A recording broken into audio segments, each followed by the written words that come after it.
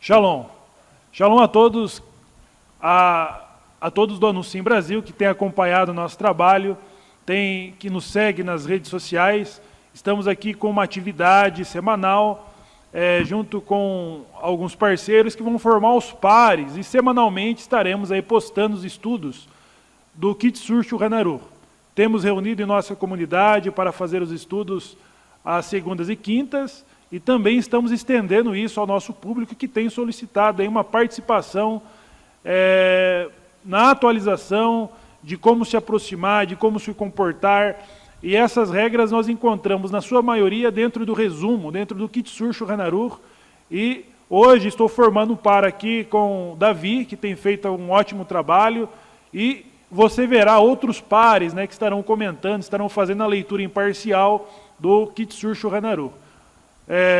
O Davi. Então, shalom a todos, Brohan Rabaim, seja bem-vindo a mais esse shiur sobre o Kitsur Shulchan Aruch. E hoje vamos estar dando abertura, falando mais um rabino que compuseram esse trabalho grandioso, que é as Halachot. Principalmente, que é muito famoso, que escreveu o Kitsur Shulchan Aruch, foi sua maior obra, podemos dizer que foi sua obra-prima, Esse trabalho que deixou ele em destaque é o Rabino Shelomo Gans Fritz. Ele nasceu na Hungria em 1804 e veio a falecer em 1886. Ele escreveu vários tipos de literaturas, inclusive ele escreveu, dando dicas para os Sofrim, livro referente aos escribas, como fazer a Torá, como fazer o preceito para fazer escritas sagradas, como os pergaminhos de Mezuzot, Tefilim e assim por diante. Ele também escreveu livros que falavam sobre a Taharat HaMishpachá, que é a pureza familiar, e entre vários outros. Mas o qual que deixou ele em destaque foi justamente o Kitsur Shulchan Aruch, que ele baseou a obra original do Shulchan Aruch, que foi do Yosef Karo, que veio escrever essa obra, e ele então, a partir disso, fez o resumo do Shulchan Aruch, o qual nós estamos estudando hoje. E ele veio a falecer, de uma forma muito esplêndida pela história, porque ele reuniu seus filhos, netos, levantou, fez Nitilat Yadayim, fez o Shema Israel, fez a oração do Vidui, que é o perdão, e ali ele veio a falecer. Então ele partiu desse Olam Hazé, desse mundo, com grandes méritos. Shmuel. Legal. E hoje, na obra de Shilomo, no resumo do Shulchan Aruch, no Kitsur, estaremos estudando o capítulo 4, a sequência do que foi postado na semana passada, que vai falar do comportamento do banheiro e as regras para a bênção de Asher e Etzar.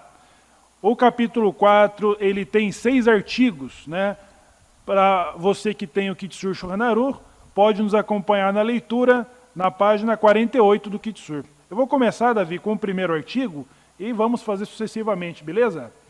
Então vamos lá. O hábito de manter o corpo limpo e a proibição de reter as próprias necessidades. A pessoa deve habituar-se a defecar de noite e de manhã. Caso não consiga, ela deve estimular andando a 4 cúbitos e sentando-se até conseguir. Outra opção é não deixar a sua atenção se desviar com outros assuntos, não deixar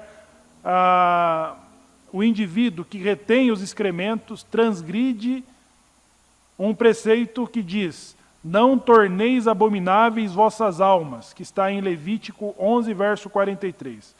Aquele que retém a urina também transgride o versículo. E não haverá entre ti homem estéril, que está em Devarim 7,14, já que a retenção prolongada da urina, ela pode deixar o homem estéril.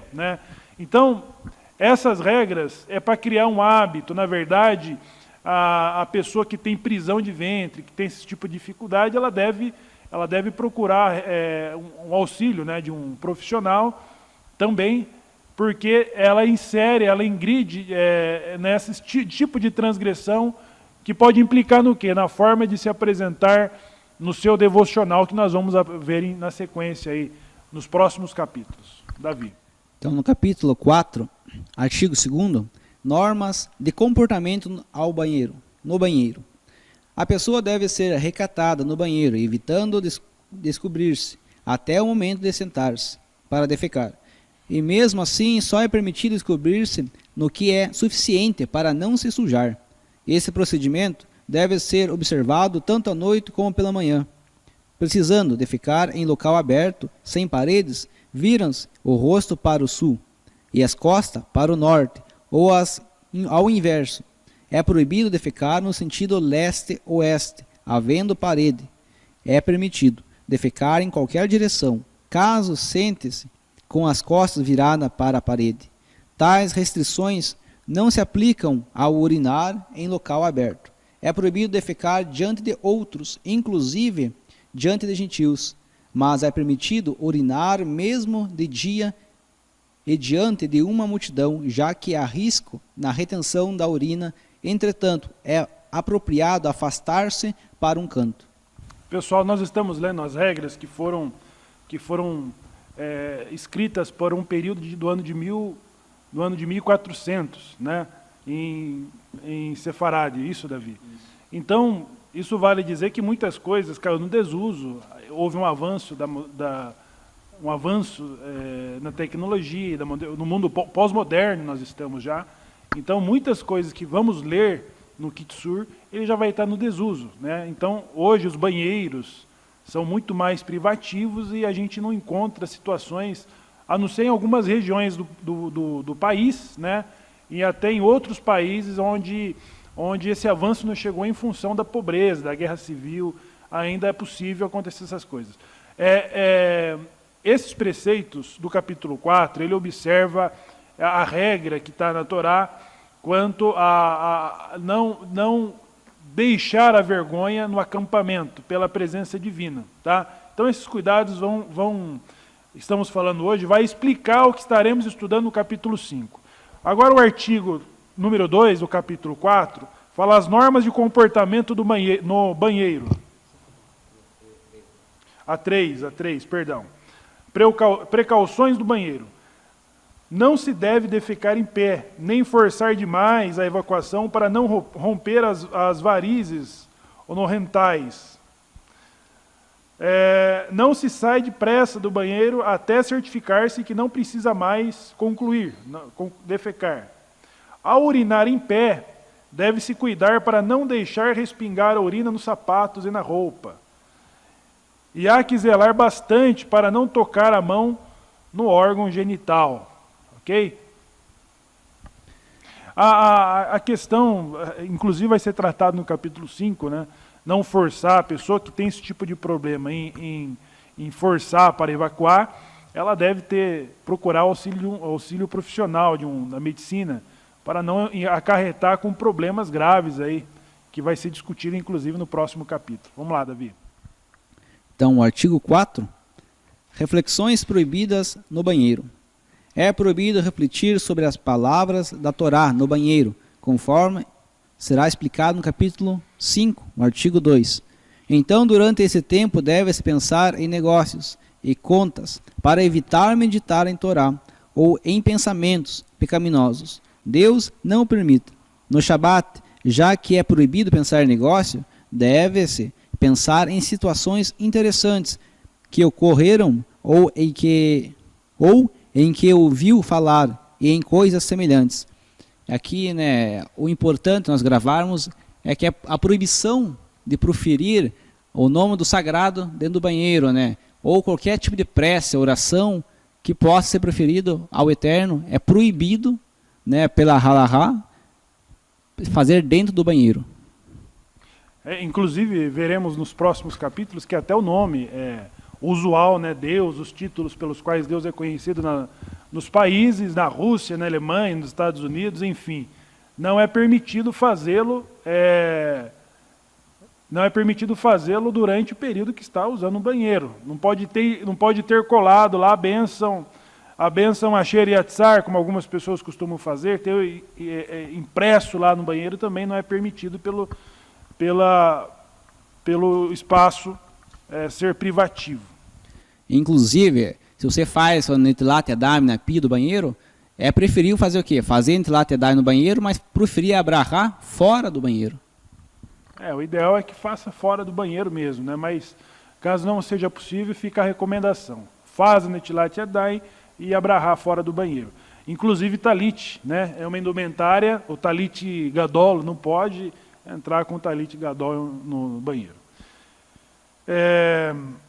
Regras de limpeza, higiene pessoal. A pessoa deve ser zelosa em limpar-se perfeitamente, pois qualquer vestígio externo de fezes próximo ao ânus deixa impossibilitada de proferir as palavras sagradas, conforme explicado no capítulo 5, no artigo 3. Essa limpeza não pode ser feita com a mão direita, porque ela é usada para amarrar os tefilim. E por esse mesmo motivo evitar-se usar o dedo médio da mão esquerda, já que nele é enrolada a tira do tefilim. O canhoto deve limpar-se com a mão direita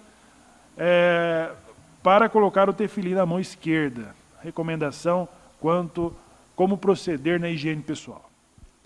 O próximo e último artigo, o 6º, ablução das mãos e asher yatzar, sempre ao defecar ou urinar, mesmo excretando uma única gota, é obrigatório lavar as mãos com água e em seguida recitar a brachá de asher yatzar. A pessoa que evacua e se esquece de recitar asher yatzar, e depois precisa urinar ou defecar de novo, só profere a benção uma vez. A pessoa que toma purgante e sabe que necessitará ir ao banheiro diversas vezes, só deve recitar a bênção ao final das evacuações. E nós estamos falando aqui dessa brahá asher yatzar, e agora eu vou estar lendo ela, né, que ela é uma das primeiras bênçãos encontradas no Sidurim, né, logo ao despertar, que ela fala assim: bendito sejas tu, eterno nosso Deus, Rei do Universo, que formaste o homem com sabedoria e criaste nele órgãos com orifícios. Revelado e sabido é perante o teu glorioso trono que se um órgão aberto se fechar, ou um órgão fechado se abrir, o ser humano não sobreviverá nem uma hora. Bendito sejas tu, eterno, que saras toda a carne e fazes maravilhas. Então essa é a brahá asher yatzar. Legal, Davi. E o próximo programa estaremos estudando o capítulo 5, a limpeza do local destinada a uma atividade religiosa. É importante você participar com a gente. O próximo par estará referindo a esses 17 artigos sobre como cuidar do lugar onde se faz as orações, as rezas, os brahot, a leitura e o estudo da Torá. Nosso grande abraço. E esse estudo deixa mais ou menos explicado um dos famosos títulos do povo judeu, que é o povo do banho. Nosso grande abraço para você. Esperamos você no nosso próximo programa. Shalom.